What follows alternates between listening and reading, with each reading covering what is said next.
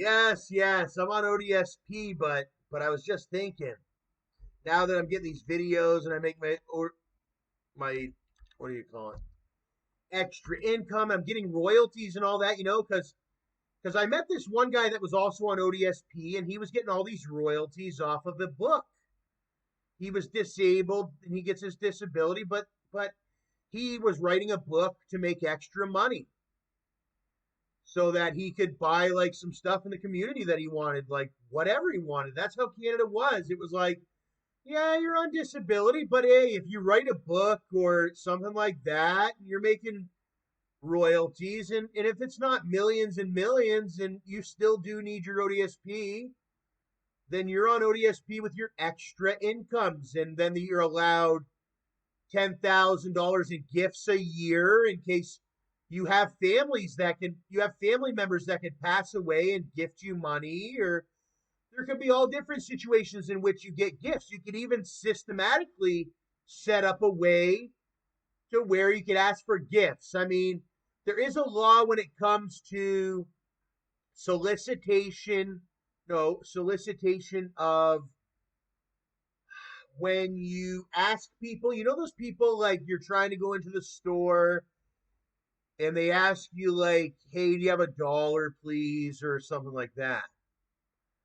So that's only legal to a certain extent. And one thing that they've allowed is like online donations. And there's all different websites that will accept that. PayPal has a donation platform. There's that one that a lot of folks use to do with. We're doing well. I miss my two cousins because actually we carry a lot of the same traits. All right, my cousins out west, I'd say. What is it called?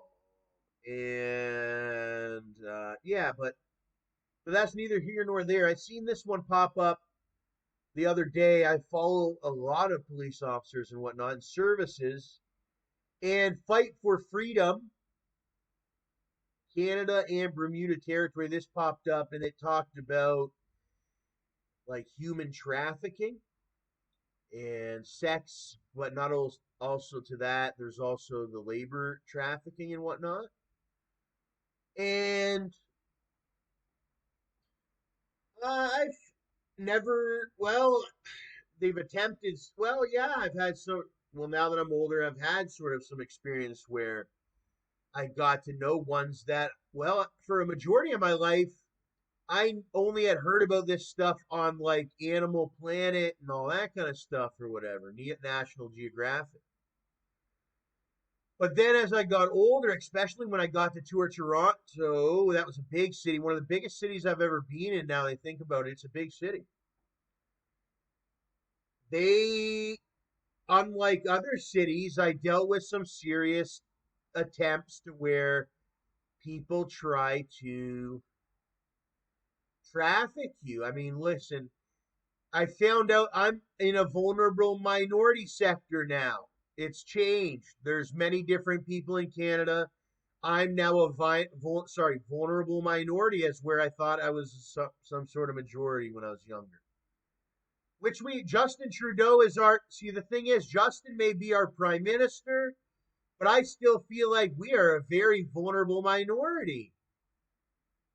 Okay? Because it's, I've experienced our people, and I know that we are not the strongest people. You know what I mean? It's like little Justin is so skinny. I'm sure some big, gigantic bodybuilder, big man or something could hurt Justin. And that's why I say that we're sort of vulnerable minorities too. Even though we may do have some money, money is only so much. It's about your physicality. Some people take advantage of that, and by taking advantage of your physicality, even if you have money, you can be trafficked. Okay, and that's when they take your physical and your mind even gets altered through the violence, abuse, and then they're able to even have you sort of at will where you could go from being doing one thing and your life be completely normal to, well, facing death or to be doing what they're saying to do. And then there's a lot of ones that caught on to that, and then it starts to spread around in their criminal nature. If they think they're getting away with a lot of human trafficking, they start investing in it. They're like, hey, it's pretty big money in this human trafficking if it's working. But in Canada, that stuff barely works because we have so much awareness to spot the risks of human trafficking. They take advantage and exploit people like me that are on ODSP or lesser, because ODSP is of the higher poverty level. That is poverty. So welcome to the world. If you didn't know that, ODSP in itself, if you think that's a lot of money, it's not. It's poverty. You're supposed to own a house, own a this, own a that, or else you are poor. So if you only get this small check every month, you're facing poverty, even at whatever $1,000 a month or whatever barely that we get. And that's at the higher end. Then you have all the people that are on OW, Ontario Works, and what about the other ones that are just on the other ones? But a lot of people, it took me 15 years to get on ODSP. 15 years. I had to, it took me so many years. I had to do everything I had to do to finally one day get a fit in the hospital and be able to talk to a doctor. I used to suffer from severe anxiety when I was younger, where I wouldn't be able to go into the hospital. And then I finally did. And I know there's lots and lots of people that will never be able to do that what I was able to do. Just motivation. The dentist isn't too bad. I know one character, he was this one really tough sort of character. And he had this problem with his teeth, and they had a meeting for the dentist, and he wouldn't go. So we have that issue, we got people that won't even use the resources in which, when you're a natural born citizen, we have citizens, believe it or not, because I was almost one of them. I wasn't one of them, but I could have been, that let all their stuff expire, that don't hold on to their certificate, of their birth, that those people are very vulnerable, and those people could end up the sexual traffic or worse, the labor. It's horrible. I remember how big of a fight and still is just for me to be a free citizen. Fight for freedom. Just to be a free citizen and be myself and whatnot. But I know that I have to work for that. So I know that ones like I had just mentioned that can't push through. Thank God we have folks like the police services that, well, I've learned a lot from the police service. Even though I haven't taken my police foundations, you sort of they have their own educational platforms in which they educate the public. So I'm publicly educated, but I am not. Hey, they've even junior officer pretty well educated me, but there's nothing like being an actual uniformed officer in which you're trying to spot these guys or women, whatever, gangs of them, and you can tell by their vehicles, and they have the dark tint windows, and they blast their music on the vehicle. Tom, listen, my family would say it, Tommy, don't, or my family would say, see, but I'm saying it myself because I talk like a normal person, like a woman. We say, Tommy doesn't blast his music anymore. I did that when I was a little kid. And then I learned about this spotting, and sometimes you can accidentally have red flags that may be red flags that pull up something else. But generally, if you're doing that, then you got to maybe make some changes and realize what red flags, like I used to play the music too loud. Like, who did I think I was? Like, in the community when we have our police. But I was such a kid, such young, and I was working so hard at the same time. It wasn't like a full time job being an idiot. But that's how a lot of people are too, right? That means you're still able to make a change, to be not vulnerable or what have you, and retain your freedom and be a happy person.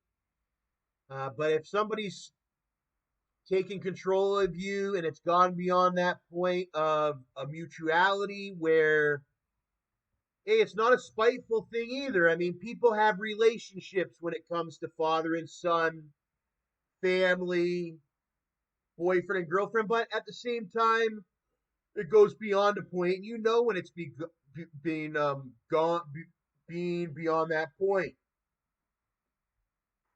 But you also know if you are just like trying to lie on somebody to get them hurt by the police. Okay, like trying to lie and say your boyfriend's doing something they're not, or whatever, because that could potentially happen. But usually, if you're dealing with the real human trafficking, and all that, you're able to get some significant evidence. Sexual trafficking, like, it comes with the abuse and threats and alienation. Alienation is a big one. And what about, well, not just alienation, because alienation isn't illegal and all that, but to probe somebody or be into that or whatever. But it's way different than that. It goes beyond that. And when it goes beyond that, when they're pimping you or whatever, see, I've seen it from a distance. It's hard to explain. It's like how I'm so split up on that prostitution, if it should be legalized, if it should be illegal. How I see it is it's illegal if you're talking prostitution. But then you learn there, well, some people get it right off the bat.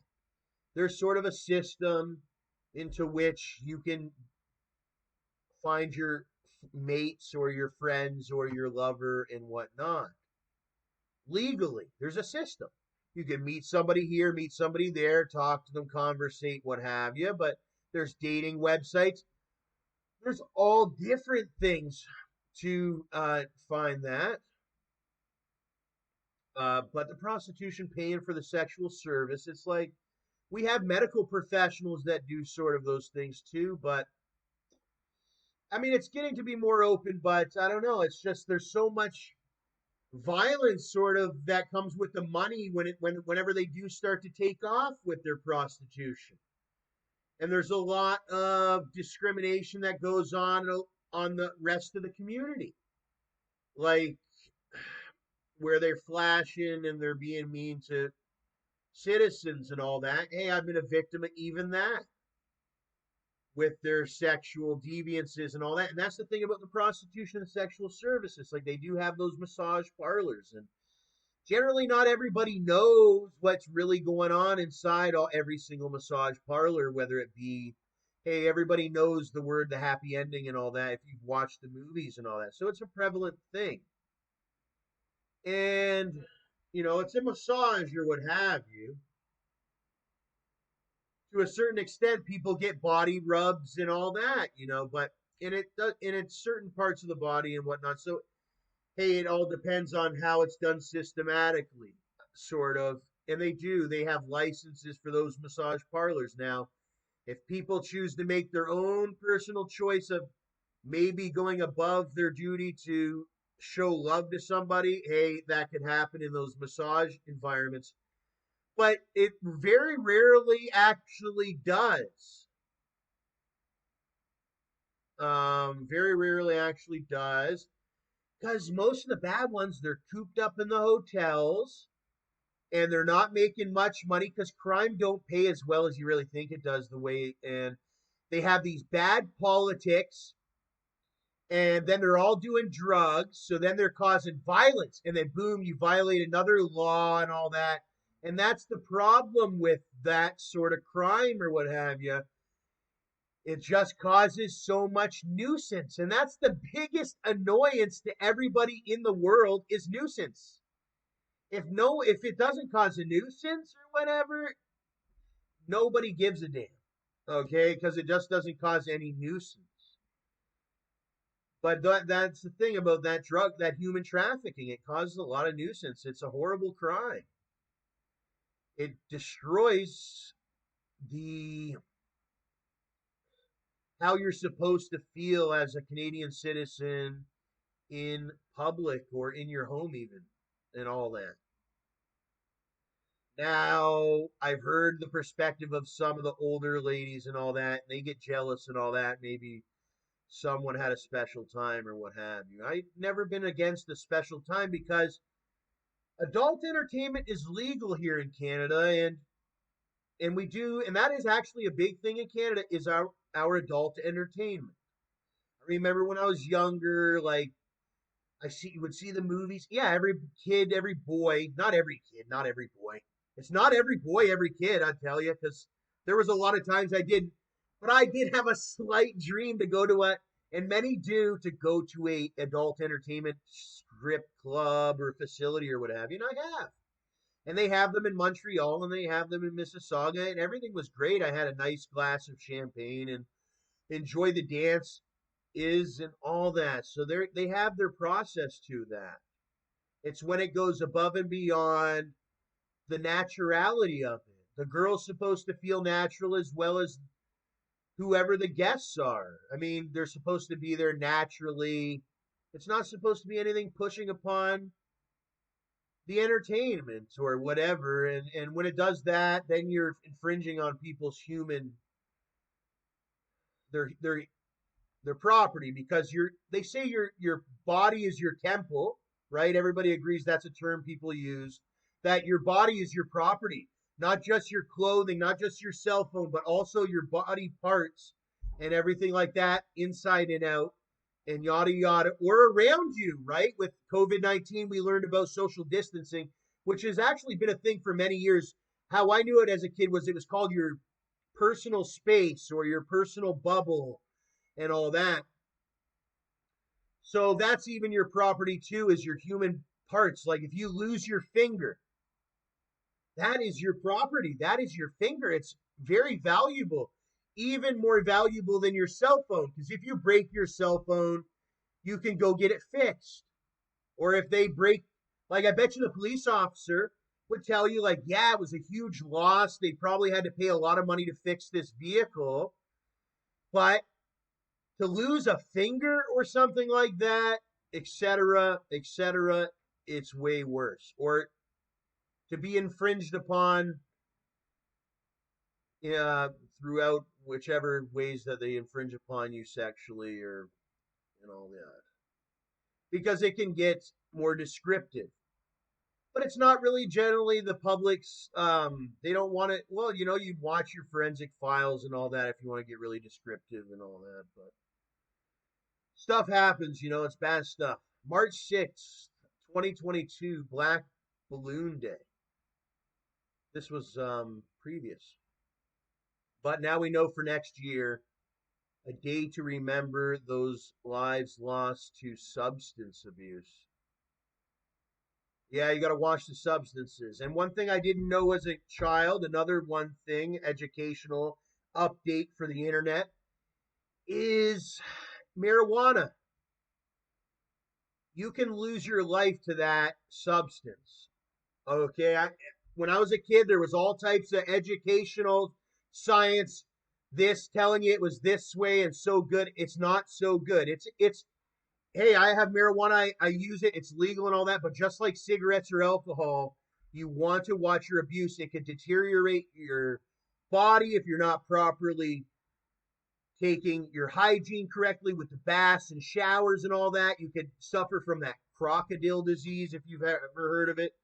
That can come even from that marijuana, such as cigarettes. They have the warning on the marijuana about these. So you got to watch all your different substances, even food, okay? Even food is a substance that you could lose your life. You've heard water intoxication, all sorts of intoxications that black balloon represents. Anyways, this was a new officer. When was this? Back in March. Yeah, so hopefully she's doing pretty good. Constable Archambault. I like the name because it reminds me of Sergeant Arsenault, who is Toronto police, and we talked before on Instagram. And I still have all our conversations saved and all the content that I made. It's on Flickr actually. I'm on Flickr, and that's got like hundreds and hundreds of thousands of views because I had 3 different Flickrs, and then they finally let me stay on the platform or whatever. And so I got the stuff with Arsenal, and then eventually maybe I'll upload it all back to Instagram or whatever. But yeah, he's one of the coolest officers. So it's cool that we have Archambault in Saugeen Shores because I really love Saugeen Shores. They understand me, I feel like, in the community a lot more than some areas. But hey, you've heard it's so expensive to fit in over there in Toronto, and you can get subsidized housing over there, which I finally did. It takes years and years, and I just never got into that area. But no, I love the area. It's a great big city for what you can make of it when you live there and all that, I'm sure, and all that. And had some great times there, and I got to learn a lot. I did a lot of touring there, pictures, Instagram touring, little clips and videos. Stayed here, stayed there, and where did I go? I've been up in the CN Tower, but I've been a lot of places. I think the latest big thing for me in Toronto was I got to go to the Eaton Center. That was when I was a kid, I got to go up in the CN Tower. I've already been up in the CN Tower. I got to do that when I was a kid. So when I returned back to Toronto as an adult, like over 18, I got to go to Eaton Center all by myself. I went everywhere in Eaton Center. I wasn't scared. I was all by myself. I did videos, pictures. My brother was the type of person, he would be scared to walk around Eaton Center. But I didn't see really any people that would cause any problems in Eaton Center. It was just like a lot of normal folks, like a lot of people into Apple computers and all that, like hard-working people, a lot of people just traveling through Eaton Center and whatnot. Yeah, and I got to go all the way down. They have a gigantic cafeteria. I got to see all the stores. I did some shopping over time. This is years and years, okay, of experience, all compiled into what I'm saying now. I didn't get to try the bubble tea, but I had this really nice restaurant in there with the Asian food and whatnot. I had pho. It was busy, all different people and everything. We had big smoke burger. I didn't eat that, but I think I had McDonald's. I was big into McDonald's at the time. I really wish I would have had more than just the McDonald's. And I wish I would have had a video inside that McDonald's because that was a special McDonald's. That's the Eaton Center McDonald's. But I got to eat there, so that was great. And I got to go to that Italian restaurant there. That was great. Pictures. I got to have the Liberty Noodle. I even have a great video of me eating at Liberty Noodle. Like I said, there's all types of people in Toronto. And I just want to clean it up for people in certain politics. It's like nowadays, we have people with laptop computers and doing business when they're eating. He's wearing a nice suit. She has an expensive computer, all that. And it's all about just keeping the community safe that we can have those things now. We should be able to everybody could have their laptop out and all that. But then there's a lot of laptops out and all that, But I don't know. It's natural or whatever. But yeah, you got to watch your belongings. It's those gangs. We don't want any gangs forming in Toronto where they can just like go in and start taking. Like there was this one character I met named CJ that he would just walk up to you no matter where you were, and he would take it from you. If CJ was here in the Eaton Center, he would walk up to this guy and just take his phone and walk away bad guy. There's a couple of those guys out there, but we're trying to get them. I'm trying my hardest to prosecute those ones to make Toronto so beautiful and what it is. I mean, look at this in Toronto. Wow, so beautiful. And then you have to deal with scum like dirt like that dirty everything and all that. So then we had COVID-19. They were supposed to send everyone back to where they came from if they weren't supposed to be in Canada. Because in Canada, we're supposed to be a certain way. So then they did. Okay.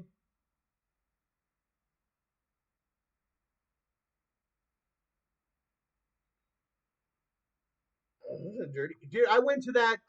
What's that clothing store over there? Oh, that's another experience.